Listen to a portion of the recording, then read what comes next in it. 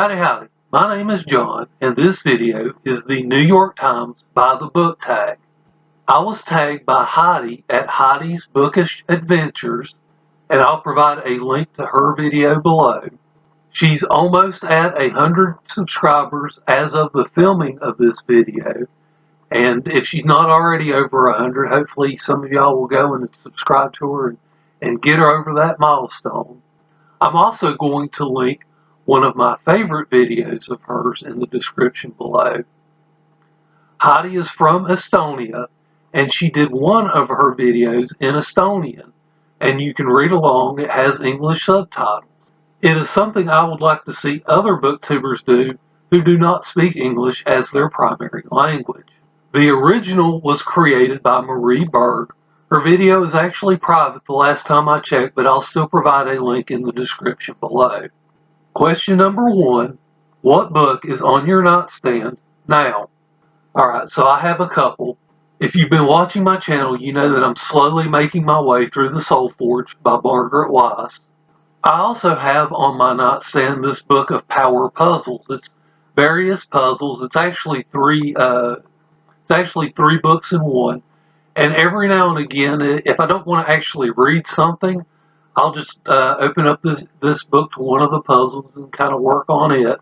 I don't write in this book. If I do one of the puzzles, I'll get I'll either try to do it in my head, or I'll get a sheet of paper and work it out. Question number 2, what was the last truly great book you read? Now, I had a little bit of difficulty with, kind of figuring out what exactly this question was asking. I'm not going to name the last 5-star book that I read. It's actually a great book, but it was a reread for me, so I'm going to disqualify it for the fact that it was a reread. Also, that book is going to show up later in this video anyway. The book I'm going to mention is Tuesdays with Morrie. Obviously, this book made the rounds when it was first released, and it was very popular, and for good reason. This is the true story of a middle-aged man who goes to visit his college professor every Tuesday for 14 weeks. Question number 3. If you could meet any writer, dead or alive, who would it be? And what would you want to know? I don't really think this answer is going to come as a surprise, but it's Piers Anthony. And the question I want to know is, how is Jenny doing?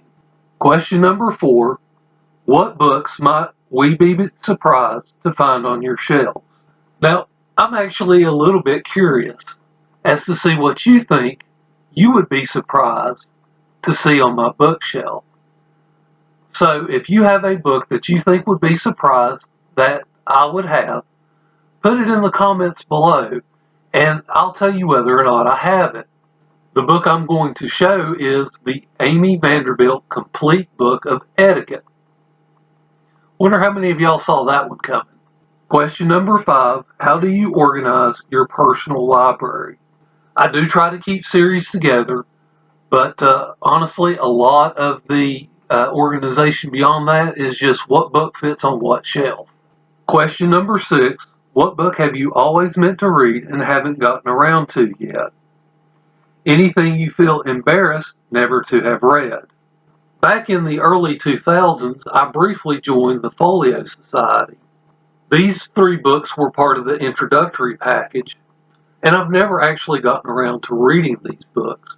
At some point, I actually need to sit down and read them. You can tell just from the spines that a lot of care went into these books. They're in slip covers. Here's the cover of one of the books, and this one is illustrated as well. I can't really think of a book that I'm embarrassed that I haven't read yet. I'm sure somewhere along the line I'll find one, but really couldn't come up with an answer for that. Disappointing, overrated, or just not good? What book did you feel like you were supposed to like but didn't? Do you remember the last book you put down without finishing it?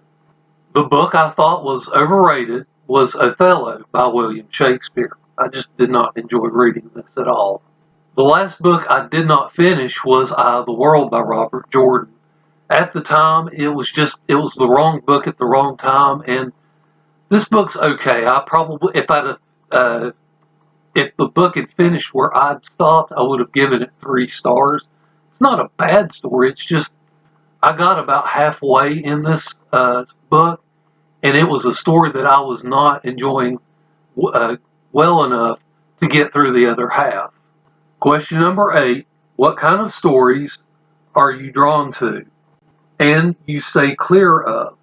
All right, well, I like fantasy and I like humor, so especially when you combine fantasy with humor, obviously big fan of Xanth. I also really enjoyed the Hitchhiker series from Douglas Adams. So what do I stay clear from? Well, I'm not really a big romance reader and I don't read horror. Question number 9, if you could require the president to read one book, what would it be? I reread this book back in February, and it's Basic Economics by Thomas Sowell. Obviously, the president can make a lot of decisions and influence people in matters of economics. I think this book does a really good job of explaining economics in layman terms. Now, this book doesn't go very deep into any one subject. It goes for breadth instead of depth, but I still think this is a book that not only the president should read, but really everybody should read. Question number 10, what do you plan to read next? The next book I'm planning to read is Robot Adept. This is the 5th book in the Apprentice Adept series. Alright, now I want to tag some people. The first person I'm going to tag is Ian from B&B Books. Figured I might as well go ahead and tag Ian because he likes to do the tags whether he's been tagged or not, so I might as well go ahead and shout his channel out. If you've not watched Ian's channel yet, I encourage you to go over and view some of his videos. The next person I consider to be the lady of tags. And it's a rare opportunity when I get to tag her in something, so I'm going to take that opportunity right now. This, of course, is Lady Jane Books. The next person I want to tag is Martha from Self-Righteousness. Martha has a really great channel. She's very funny, and she has very insightful commentary on writing. The next person I want to tag is Liam from Levity Books. Liam has a PhD in neuroscience, and I always enjoy watching videos from people who are smarter than me. He reads an interesting selection of books, and he's added many to my TBR, hopefully which I'll get around to someday. I do encourage you to go check his channel out. Thank you for watching this video, and I hope you enjoy the rest of your day.